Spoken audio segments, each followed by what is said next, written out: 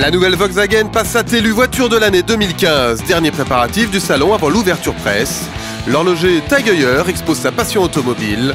Les hôtesses se préparent à vous accueillir sur les stands.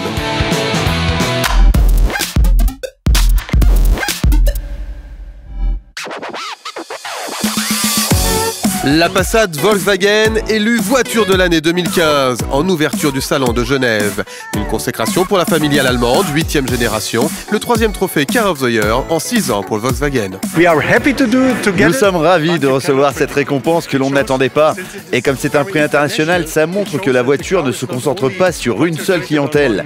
Elle a une palette étendue dans ce domaine et de futurs clients. Et ça, c'est très important pour nous.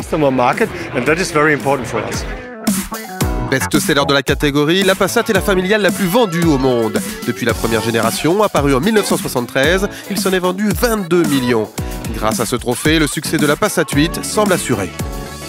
Le prix est devenu de plus en plus important. Les constructeurs peuvent vraiment l'utiliser sur le marché. On l'a bien vu lors des années précédentes que tous les constructeurs gagnants ont mis le logo et que ça paye d'être nommé voiture de l'année. La montée en gamme de cette 8e génération est évidente, elle se veut premium. Style statutaire et concentré de technologie. Pour moi, la Volkswagen Passat a obtenu le trophée 2015 car c'est une voiture très connue et très appréciée par les familles et les gens qui l'utilisent pour travailler. Et en plus, ce modèle a rempli tous les critères pour la presse spécialisée. La Citroën C4 Cactus décroche la seconde place de l'élection Car of the Year. La Mercedes classe C complète le podium 2015.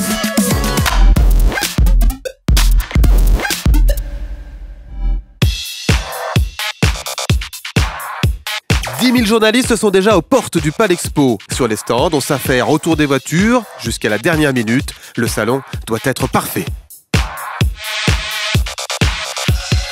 Nettoyage, dépoussiérage surtout, et la mise en place des lions, vous voyez des choses comme ça, les petites lumières à régler, et voilà, et là on est quasiment prêt.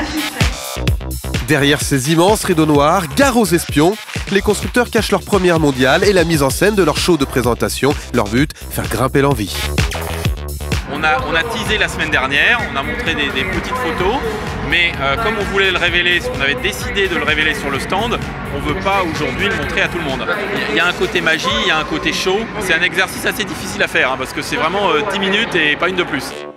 Le mystère des 130 premières mondiales et européennes sera enfin levé dans notre édition de demain.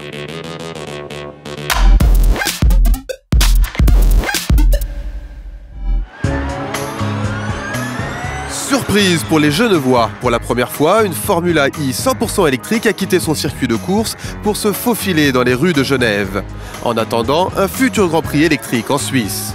Un roulage exceptionnel organisé par Tag Heuer, chronométreur officiel du championnat de Formule E, pour annoncer l'exposition événement de la Halle 3 du Salon automobile de Genève. La saga automobile de l'horloger suisse et ses partenariats historiques avec les grandes courses mondiales à découvrir dans une prochaine édition.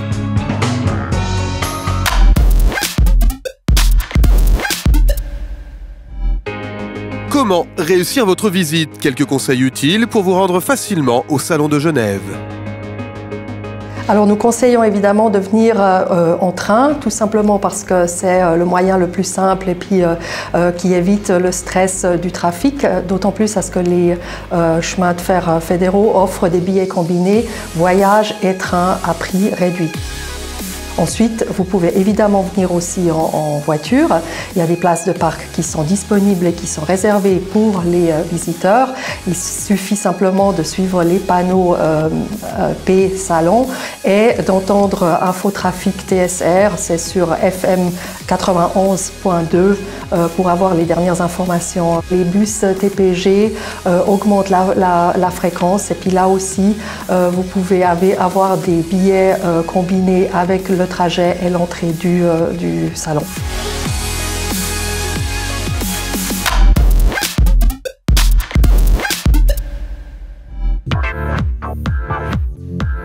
Premier sourire des hôtesses du salon. Elles découvrent quelques heures avant l'ouverture les podiums où elles partageront la vedette avec les voitures. Ursula est une novice. Ça va être mon premier salon, donc je stresse un petit peu, c'est l'inconnu, mais ça va bien se passer. Pour se rassurer, un petit tour dans les vestiaires. Isabelle, hôtesse DS, découvre sa tenue de travail. Alors ça c'est notre robe qu'on portera pour les journées presse. La tenue, elle vous plaît, tout va bien? Ouais, moi je trouve la robe super jolie. La tension grimpe. Dans quelques heures, elle fera face au public. On se réjouit de voir les premiers clients arriver et de pouvoir mettre en pratique tout ce qu'on a appris pendant nos longues journées de formation. À suivre, une formation technique accélérée, indispensable. Les cellules grises sont en ébullition, mais les hôtesses Citroën ont été choisies pour cela. Mais on ne recherche pas des mannequins, on recherche vraiment des gens qui sont intelligents, qui sont proactifs, qui sont capables de travailler en équipe. Même critère pour Ivan, votre hôte, qui vous présentera, mesdames, les petites Citroën. Mais pour le découvrir, il faut venir au salon.